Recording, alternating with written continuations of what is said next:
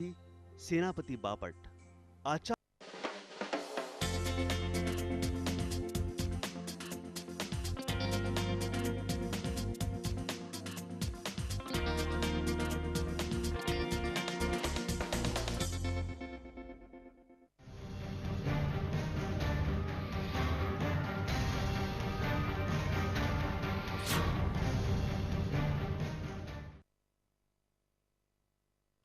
नमस्कार, आप देख रहे हैं लेमन न्यूज में आपके साथ नितिन माधव। इस खास प्रोग्राम में राणे का स्वाभिमान। जी हां, जैसे जैसे महाराष्ट्र विधानसभा चुनाव नजदीक आने जा रहे हैं वैसे वैसे महाराष्ट्र की राजनीति सक्रिय होती जा रही है। लोकसभा चुनाव में बीजेपी पार्टी का जादू जिस कदर चल रहा है, इसके बाद अब महाराष्ट्र विधानसभा चुनाव में फिर से भाजपा का जादू चलने का कयास लगाया जा रहा है, जिसके चलते सभी शिवसेना के पुराने नेता फिर से शिवसेना भाजपा गठबंधन से जुड़ने का प्रयास कर रहे हैं, या तो फिर इससे राजनीति की गतिविधियां कहिए। लेकिन महाराष्ट्र राजनीति में भूचाल तब आया जब कांग्रेस उद्योग मंत्री नारायण राणे ने अपने पद से इस्तीफा देने की बात कही। क्या ये इस्तीफा राणे की शिवसेना में वापसी माने जाने या फिर राजनीति की पहलू और एक पहलू?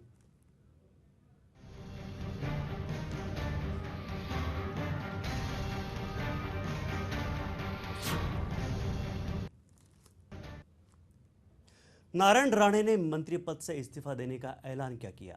महाराष्ट्र की राजनीति में बड़ा भूचाल सा आ गया। माना जा रहा है कि राणे ने यह फैसला महाराष्ट्र मुख्यमंत्री पद न मिलने के कारण किया है। उन्होंने ऐलान किया कि वो सोमवार को अपने मंत्री पद से इस्तीफा भी देंगे, लेकिन पार्टी में बने रहेंगे। पेश है खास रिपोर्ट।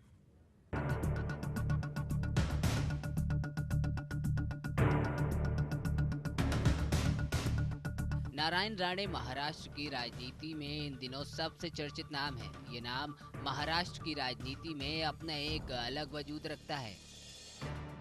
नारायण राणे ने मंत्री पद से इस्तीफा देने की बात कर महाराष्ट्र की राजनीति में भूचाल ला दिया है।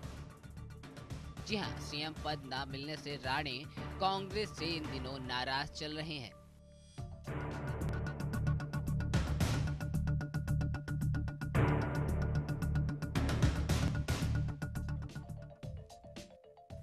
राणे के राजनीतिक करियर पर नजर डालें तो राणे सबसे पहले शिवसेना से जुड़े।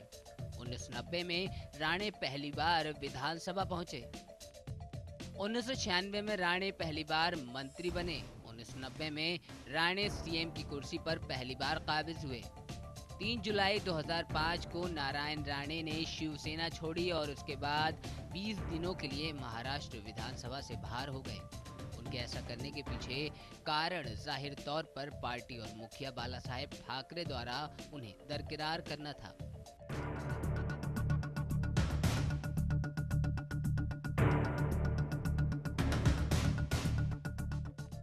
इसके बाद काफी नाटकबाजियां हुई और फिर विचार करने के बाद वे भारतीय राष्ट्रीय कांग्रेस में शामिल हो गए और महाराष्ट्र के राजस्व मंत्री का पद प्राप्त किया, जो एक शक्तिशाली पद माना जाता है। राणे ने कोंकण क्षेत्र के अपने मालवन सीट पर कांग्रेस के टिकट पर फिर से चुनाव की मांग की और शिवसेना की भारी टक्कर और आयोजित अभियान के बावजूद 50,000 से भी अधिक मतों से जीते। उसके बाद नारायण राणे लगातार मंत्री बने रहे। राणे हमेशा अपने बेबाक अंदाज के लिए जाने जाते हैं। हमेशा समय समय पर वह सीएम के खिलाफ बयान देकर ये जताने की कोशिश करते रहे हैं कि सीएम पद के लिए वो भी दावेदार हैं। मंत्री बने रहने के बाद राणे हमेशा सीएम बनने का सपना देखते रहे, लेकिन राणे का ये सपना साकार नहीं हो सका। अब राणे ने इस्तीफा देने का मन बनाया है। इस्तीफे के बाद राणे क्या करते हैं, इस पर सभी की निगाहें हैं। Bureau report, lemon news.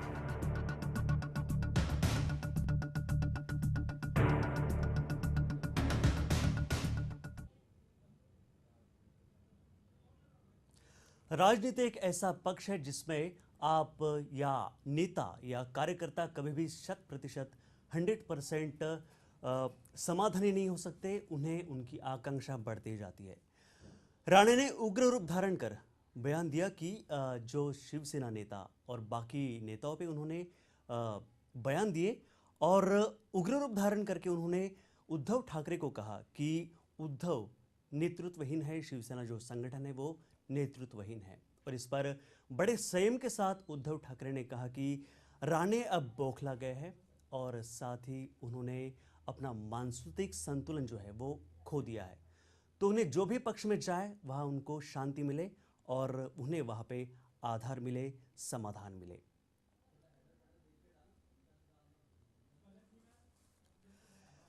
इस पर सीधा जुड़ते हैं शिवसेना नेता सोमनाथ सांगले जी के साथ। सोमनाथ जी, नारायण राणे ने बयान ऐलान किया है कि जो सोमवार को यानी कल वो कांग्रेस से इस्तीफा देंगे, लेकिन साथ ही साथ वो कांग्रेस में बने रहेंगे। एक तो इस बयान को सुनने के बाद एक संभ्रम निर्माण हो गया, एक संभ्रम की स्थिति पैदा हो गई है। क्या कहेंगे आप इस संभ्रम के बारे में? नारायण राणे के बारे में अगर कहना होगा तो नारायण राणे ने कांग्रेस में भी कांग्रेस वालों को बहुत तकलीफ दिया है। जी बिल्कुल। और ये आपको मालूम है। 9 साल हो गया वो कांग्रेस में गया है और 9 साल में उसने ऐसा कौन सा अच्छा काम कोकण में लेके गया है नारायण राणे। जी जी। जो भी एक काम वो लोग लेके गए, जैतापुर का जो अणु केंद्र का जो प्रस्ताव है वो लोग का, वहाँ जैतापुर वाले ने वो नकारा है। वो लोग को नहीं चाहिए जी। उससे कोकण उद्ध्वस्त होने वाला है।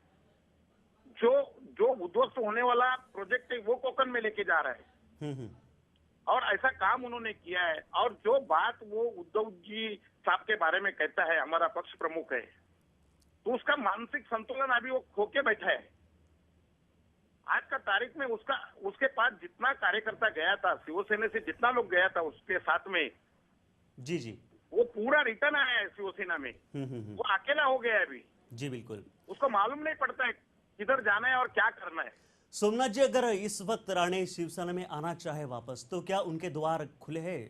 नहीं, बिल्कुल बंद है। हमारे जो पक्ष प्रमुख है उसने कहा है कि जितने भी लोग हैं शिवसेना प्रमुख बाला साहब जी को जिसने तकलीफ दिया है वो लोग के लिए द्वार बंद है, और खास करके नारायण राणे के लिए तो द्वार बंद ही है। जी जी जी, बंद ही है। और एक सवाल सामने आता है कि नितिन गडकरी के साथ राणे के काफी अच्छे संबंध है, तो क्या उनके थ्रू उनके साथ वो बात करके जी जी बीजेपी में नहीं हो सकता। ये पर्सनल वो लोग का दोस्ती होगा, लेकिन मुझे नहीं लगता है नितिन गडकरी साहब उनको द्वार खुलेंगे। जी जी। सोमनाथ जी, राणे की जब भी बात की जाए तो कोकण और सिंधुदुर्ग सामने आता है, तो क्या नीतीश राणे की हार के बाद आपको लगता है कि ये समीकरण अभी बना रहेगा या आगे बना रह सकता है? आगे ये समीकरण बना रहेंगे। वो नारायण राणे हार जाएगा चुनाव में। जी जी जी, लेकिन क्या उनमें कोकण में उनका प्रभाव अभी वैसा ही है जैसा पहले था? नहीं, वो क्या होता है मालूम है, थोड़ा बहुत कार्यकर्ता नजदीक रहता है, वो काय के लिए रहता है सबको मालूम है। जी जी जी। उसको लगता है उनके पास रह के कुछ हम हासिल कर सकता है, लेकिन वो कार्यकर्ता लोग का उसने हमेशा निराशा किया है। जी जी जी। वो आपको मालूम है, वो तुम्हारा वो तेली नाराज है, वो पड़ते नाराज है, वो कितना कार्यकर्ता है, जुना कार्यकर्ता सब नाराज है उसके ऊपर। हेलो सोमनाथ जी, अगर विधानसभा की बात की जाए तो अब वो विधानसभा को देखते हुए सब कुछ रणनीति तय कर रहे हैं राणे जी, तो क्या आपको लगता है कि वो उनके पास और कौन सा विकल्प बचता है, मन से आप या फिर बीजेपी? क्या विकल्प, या वो खुद की पार्टी भी खोल सकते हैं? मनसे में कैसा जा सकता है? राज ठाकरे जी ने पहले ही कहा है कि वो मुख्यमंत्री का दावेदार है और इनको तो मुख्यमंत्री बनने का आकांक्षा है। वो मुख्यमंत्री तो बन नहीं सकता है, तो फिर कहाँ जाएगा ये? जी जी जी। उन्होंने राजनीति किया है महाराष्ट्र में, खाली मुख्यमंत्री के लिए किया है, बाकी वो चीज उसको दिखाई नहीं देता है, खाली मुख्यमंत्री दिखाई देता है। और लेकिन रविंद्र फाटक को शिवसेना में प्रवेश दिया, जो राणे के काफी कट्टर समर्थक माने जाते हैं, तो राणे जी को क्यों नहीं हो सकता है उनका प्रवेश वहां, या द्वार क्यों नहीं खोले जा सकते? नहीं, रविंद्र फाटक जो है वो अलग टाइप का कार्यकर्ता है। वो टाइम थोड़ा सा वो लोग मिसगाइड हो गया था, उनके साथ में गए थे।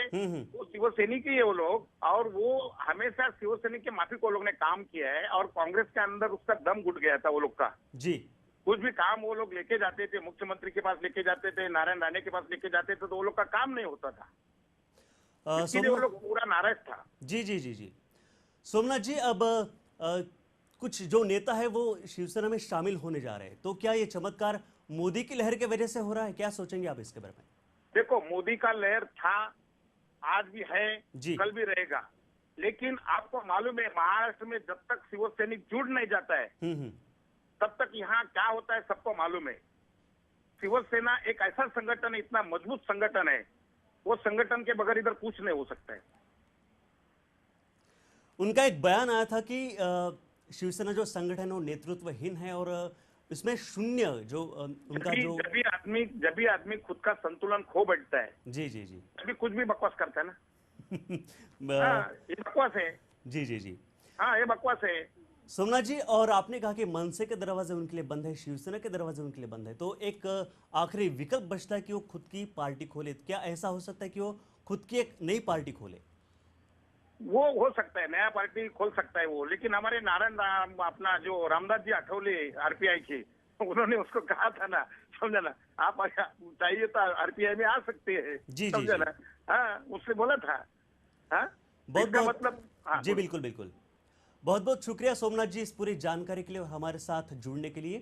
Thank you, thank you, thank जी यू, जी जी। Thank you. तो राणे ने ऐलान किया कि सोमवार को अपने मंत्री पद से इस्तीफा देंगे, लेकिन साथ ही साथ कांग्रेस में बने रहेंगे और 9 साल से कांग्रेस उनकी जो योग्यता है, जो उनका टैलेंट है, उसे सही इस्तेमाल नहीं कर पा रहा है। इसकी वजह से वो खासे नाराज है कांग्रेस के हाईकमान से और इसी के चलते उन्होंने बयान दिया है कि वो सोमवार को इस्तीफा देने वाले हैं। इसी से आगे बढ़ाते हुए हम जुड़ते हैं हमारे संवाददाता निर्मल त्रिवेदी से। निर्मल, बहुत बहुत स्वागत है आपका। क्या आपको लगता है कि राणे वाकई में कल इस्तीफा देंगे अपने मंत्री पद से? देखिए नितिन, इनकी जो हालत है नारायण राणे की, वो कहीं न कहीं न घर के न गांठ के ऐसी हो गई है जी। आपने पहले भी देखा था, जब वो शिवसेना छोड़ के कांग्रेस में आए थे, आते ही उन्हें यही महसूस हुआ था कि कहीं न कहीं वो एक कद्दावर नेता है, एक नंबर के नेता है और उन्हें ही मुख्यमंत्री बनाया जाएगा। लेकिन जब कांग्रेस जीत के आई और उन्होंने अशोकराव चौहान को मुख्यमंत्री के रूप में प्रेजेंट किया, तब पहली बार देखा होगा आपने, काफी नाराज हो गए थे और उस बार भी उन्होंने कांग्रेस को छोड़ने का ऐलान किया था, दबाव बनाया था उन्होंने काफी। लेकिन कांग्रेस की जो अध्यक्ष है सोनिया गांधी, वो टस से मस नहीं हुई थी। उसी के पैरेलल उन्होंने उनके बेटे नीतीश राणे ने आपने देखा होगा एक स्वाभिमान संगठन करके बनाया था, कहीं ना कहीं कांग्रेस में प्रेशर डालने के लिए। लेकिन जो नारायण राणे है वो अपनी जगह नहीं बना पाए थे जिस तरह से जगह बनाना चाहते थे। आज वापस वही प्रेशर लेके आए हैं वो, क्योंकि कांग्रेस की जो हालत है वो खस्ता हो चुकी है। कहीं ना कहीं कांग्रेस इस बात को मान ले कि नारायण राणे की वजह से उन्हें ज्यादा सीटें मिल सकती है, लेकिन नारायण राणे का खुद का परफॉर्मेंस भी आप देखेंगे तो काफी बुरा रहा है। उनके बेटे नीलेश राणे खुद हार गए थे, जहां पे नारायण राणे ने यह बात कही थी कि वो काफी सीटें जिताएंगे अपने बुलबुते पर, वो अपने बेटे की सीट नहीं बचा सके थे। हालांकि वो कल ऐलान कर भी दे कि कांग्रेस छोड़ ले, लेकिन उनके पास में कोई विकल्प नहीं है। शिवसेना उद्धव ठाकरे पहले ही मना बोल चुके हैं कि उन्हें वो नहीं लेंगे। जिन्होंने बाला साहेब के रहते जिस तरह की बात कही है, उनसे बुरी बात की है, ऐसे किसी भी आदमी को शिवसेना में वापस नहीं लिया जाएगा। और एक इस तरह का कमेंट्स किया जाएगा कि नारायण राणे खुद चौंक गए कि कोई पार्टी नारायण राणे को शामिल कर ले और उनको शांति प्रदान करे। ऐसी बात नितिन कब कही जाती है वो आप समझ सकते हैं कि कहीं ना कहीं वो मान रहे हैं कि नारायण जी राणे बिल्कुल। हाशिए पे निर्मल चले बने गए। रही हमारे साथ, हम सीधा जुड़ते हैं अब सचिन सावंत से जो कांग्रेस से प्रवक्ता है। सचिन जी, बहुत बहुत स्वागत है आपका कार्यक्रम में। राणे ने जो बयान दिया है कि सोमवार को मंत्री पद से इस्तीफा देंगे लेकिन साथ ही साथ कांग्रेस में बने रहेंगे, तो इस वजह से उनके बयान से एक संभ्रम की स्थिति पैदा होगी, तो अगला उनका कदम क्या हो सकता है? देखिए, अभी वो राणे साहब से हमारी पार्टी की लीडरशिप बात करेगी जी। और हमेशा ही एक अलग अलग विचारधाराएं होती हैं पार्टी में और सबको साथ में लेके जाने की भूमिका पार्टी लीडरशिप की रहती है। तो अगर किसी मुद्दे के ऊपर वो और कुछ करना चाहते हैं या कुछ कार्यवाही चाहते हैं तो इसके बारे में जरूर चर्चा पार्टी के स्तर पर होगी। पिछले बार भी ऐसा ही कुछ माहौल था कि उन्होंने मंत्री पद से इस्तीफा देने की बात कही, फिर भी उनको मनाया गया हाईकमान और बाकी मंत्रियों की द्वारा। तो क्या इस बार भी बड़ी मेहनत की जाएगी उनको मनाने के लिए? निश्चित तौर पे उनके साथ में चर्चा होगी। हमारी पार्टी लीडरशिप ने इसके बारे में संकेत भी दिए हैं और कल इसके बारे में माननीय मुख्यमंत्री की चर्चा करने वाले हैं, हमारे लीडर्स भी चर्चा करेंगे और जो भी अगर मिसअंडरस्टैंडिंग या कुछ ऐसे मुद्दे हैं जिसके बारे में वो जरूरत समझते हैं तो उसके बारे में भी चर्चा होगी। अगर वो कांग्रेस छोड़ते हैं तो उनके साथ कितने आमदार निकल सकते हैं उनके साथ, क्या कहेंगे इस पे आप? क्योंकि ये मैं समझता हूँ ये पूरी तरह से निराधार चीज है।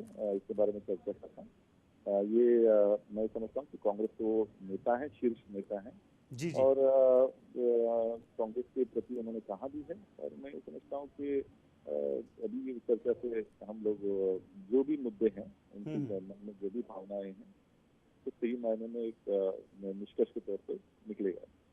अब तक जब भी नारायण राणे का नाम आता था तो कांग्रेस सिंधुदुर्ग ये भी उनके साथ जुड़ जाता था। तो आपको लगता है कि लोकसभा इलेक्शन के बाद नीतीश राणे की हार के बाद वो समीकरण अब भी बरकरार है या बरकरार रहेगा आगे भी? ठीक है, लोकसभा का जो निर्णय आया था, जनता ने जिसके बारे में ये किया था, तो उसके मुद्दे अलग थे और हमेशा ही लोकसभा और विधानसभा के विषय अलग होते हैं। आज विधानसभा का जो अक्टूबर में चुनाव हो रहा है तो जनता ये भी देखती है कि सामने विपक्ष के पास कोई ऐसा बुनियादी मुद्दा नहीं है या लीडरशिप नहीं है। उद्धव ठाकरे जी के बारे में अगर कहा जाए तो उनके नेता ही अभी अभी तक उनसे बहुत ही नाराज खफा चल रहे थे। महाराष्ट्र में बीजेपी के पास भी कोई ऐसे नेतृत्व नहीं है जो पूरे महाराष्ट्र को एक साथ ले सके और मुद्दे भी नहीं है।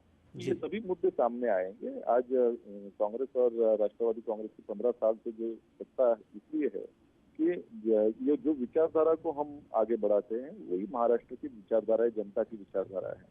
और ये जो विचारधारा अपनी विपक्ष देना चाह रहा है इसको हमेशा ही महाराष्ट्र की जनता ने इसका विरोध किया है। तो मैं ये नहीं समझता हूँ कि लोकसभा और विधानसभा का कोई भी ऐसा ये संबंध जोड़ना चाहिए। अब क्या अगर वो इस्तीफा देते तो कांग्रेस की जो रणनीति है कोंकण में उसे कितना प्रभावित हो सकता है, कितना नुकसान हो सकता है?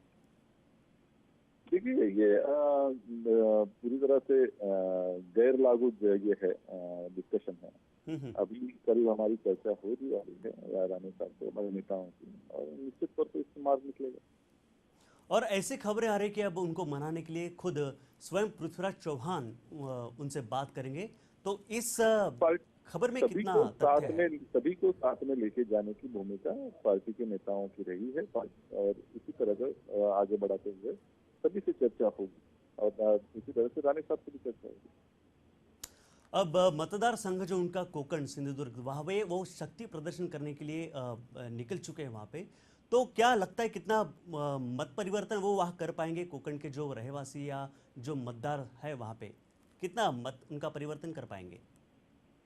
देखिए मैंने पहले ही कहा है कि लोकसभा और विधानसभा के चुनाव की पूरी तरह से जो पृष्ठभूमि होती है वो अलग होती है।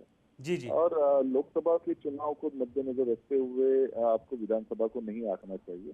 आज रिसोड जो मतदार संघ है वहाँ लोकसभा और विधानसभा के चुनाव एक साथ हुए थे जी। और विधानसभा में कांग्रेस के जो हमारे उम्मीदवार थे उसकी भारी मात्रा में जो मतदान मिल के जीत हुई, वोट मिल के जीत हुई, और लोकसभा में हमारा उम्मीदवार उस समय पीछे था उसी मतदार संघ में।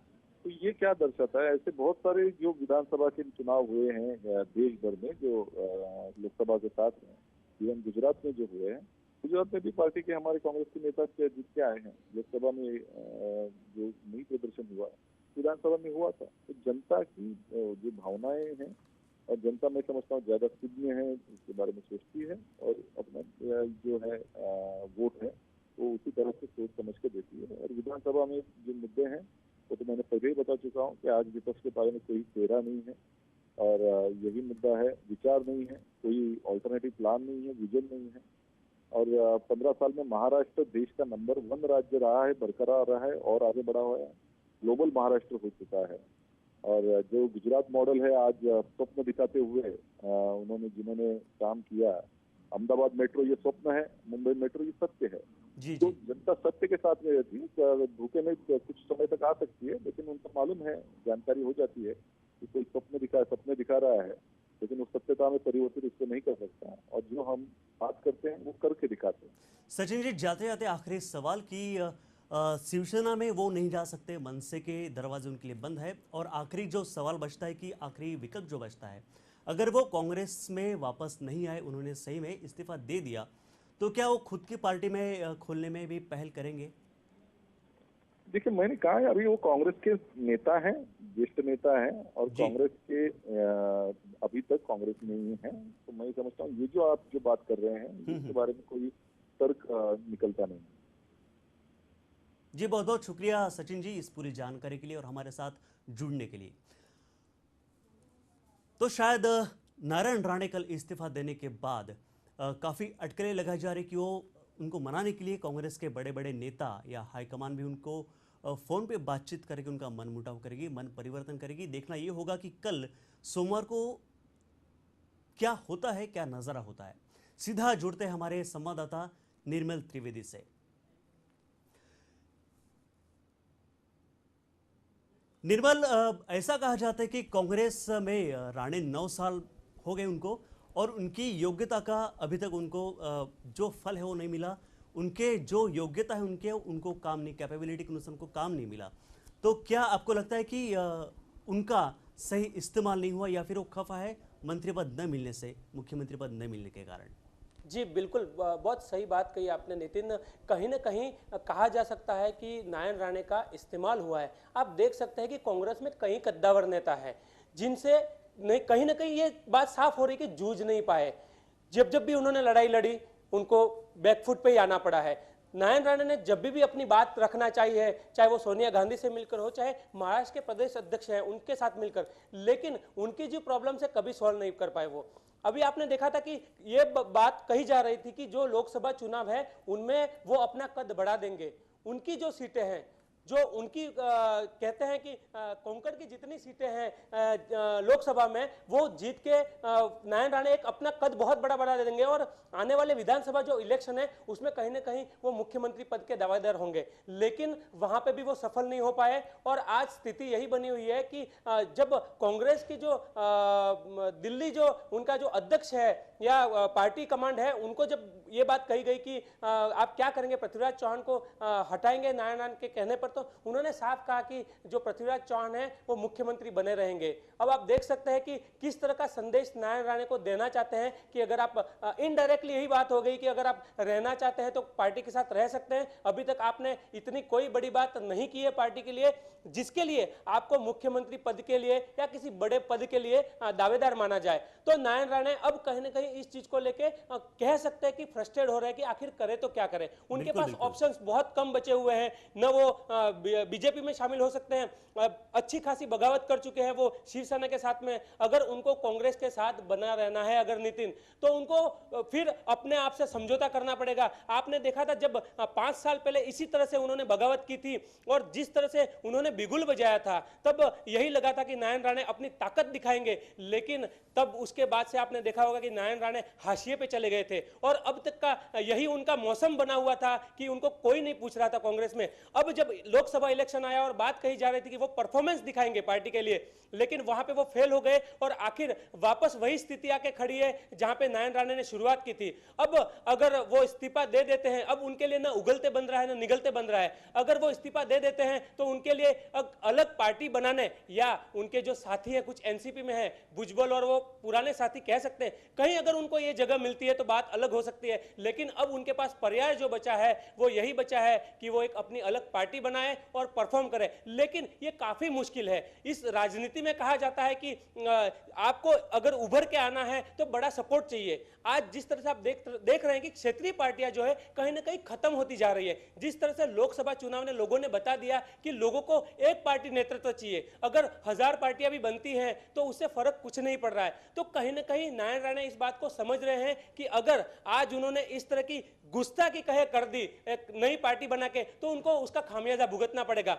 नारायण राणे के पास सोचने का वक्त बहुत कम है क्योंकि उन्होंने ये बात कह दी है कि वो मंडे को जो भी है उस बात का ऐलान करेंगे। अब तो आप देख सकते हैं कि फुल स्टॉप शिवसेना में भी लग चुका है क्योंकि उन्होंने मुंह तोड़ जवाब देने की बात कही है। जिस तरह से उद्धव ठाकरे ने कहा था कि उनको शांति मिले, कोई पार्टी उनको शरण दे, और तो अब जो विकल्प है वो बहुत कम बचे हैं। अब देखने वाली बात है कि जिस तरह से वो कल ऐलान करने वाले हैं, किस तरह का ऐलान करते हैं। या तो वो अपने आप को समझा लें और बात कह दे कि किसी पद पे मान जाए कि उन्हें राष्ट्रीय पद में कहीं नियुक्त कर दिया जाए और ये जो मुख्यमंत्री पद वाली जो जिद है वो उनकी छोड़ दे। लेकिन समझौता नारायण राणे को ही करना पड़ेगा क्योंकि जो कांग्रेस पार्टी है उसने जो गेंद है वो नारायण राणे के पाले में डाल दी है। तो बात जो करनी है अब उनको पार्टी के हिसाब से रहना होगा। तो वहां पे वो समझौता कर लेंगे, नहीं तो उनके पास दूसरा कोई विकल्प नहीं है। जी नितिन। जी बिल्कुल निर्मल जी, फ्रस्ट्रेट है नारायण राणे, और शायद वो फ्रस्ट्रेट इसलिए भी है क्योंकि उनके बेटे नीतीश राणे की हार लोकसभा में हो चुकी है। बने रहे हमारे साथ,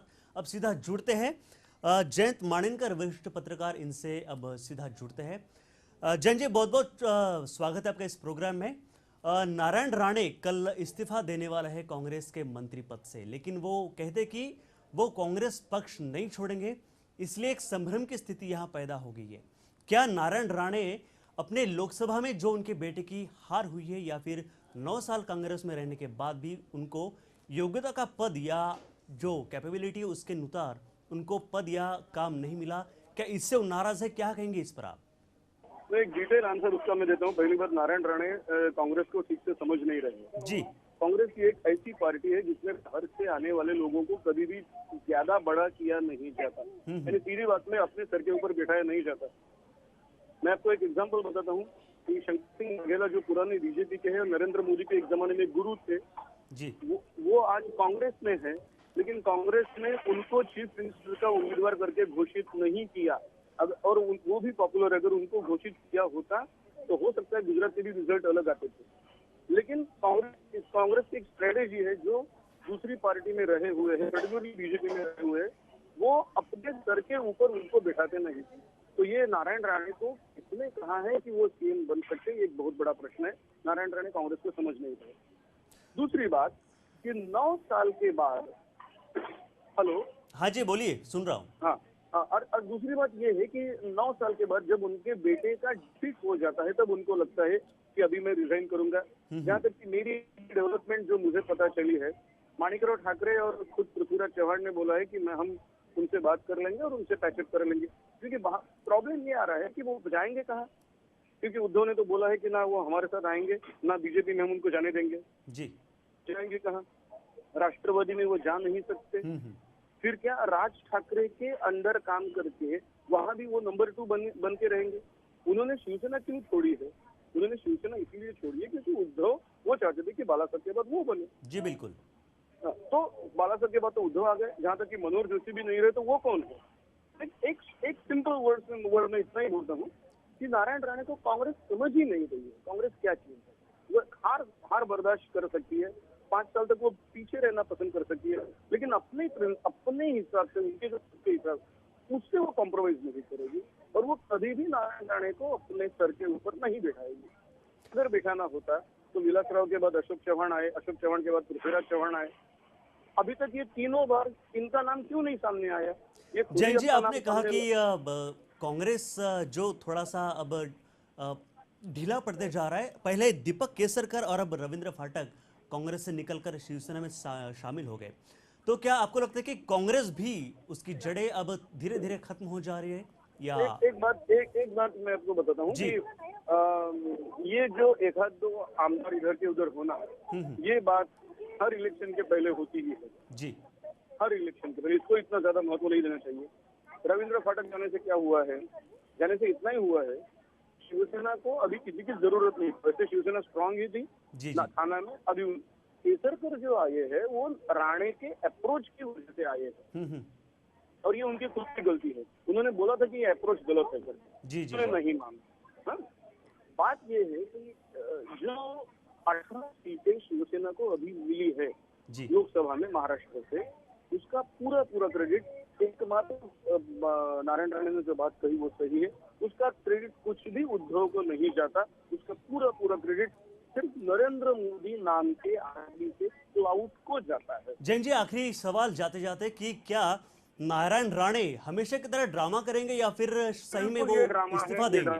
मुझे बिल्कुल ये ड्रामा रहेगा और कल तक ये पैचअप होने के चांसेस मेरे को लग रहे हैं। जी जी जी, क्योंकि अगर ये ड्रामा नहीं रहा तो राजकीय इतिहास में, राजकारण में से नारायण राणे निकल जाएंगे, इतना तक बिल्कुल बिल्कुल बिल्कुल। बहुत बहुत शुक्रिया जैन जी पूरी जानकारी के लिए, हमारे साथ जुड़ने के लिए। तो नारायण राणे सही में कल इस्तीफा देंगे या ड्रामा है, ये कल साफ हो जाएगा। साथ ही साथ हम धन्यवाद करना चाहते हैं हमारे संवाददाता निर्मल त्रिवेदी का और हमारे तीनों मेहमानों का जिन्होंने फोन पर हमारे साथ जुड़कर हमारे साथ चर्चा की, बात की। फिलहाल इस खास प्रोग्राम में बस इतना ही। आप ताज़ा खबरों के लिए देखते रहिए लेमन न्यूज़। नमस्कार।